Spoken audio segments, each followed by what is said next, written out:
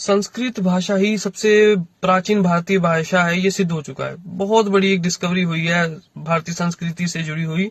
देखिए, जो एक यज्ञ देवम और भरत राव नाम के एक व्यक्ति हैं, उनके यज्ञ देवम नाम से वो ज्यादा मशहूर हैं।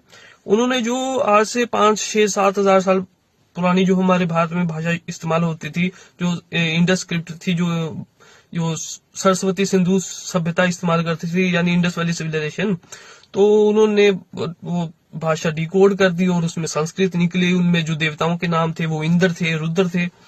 तो इससे बहुत बड़ी एक बात सिद्ध हो गई। आर्यन विजन थ्योरी डिबंग हो गई, खत्म हो गई। एक जो बड़ी बड़ी चर्चाएं होती थी, कौन सा धर्म पुराना है भारत में, कौन सी संस्कृति पुरानी, वो सिद्ध हो गया।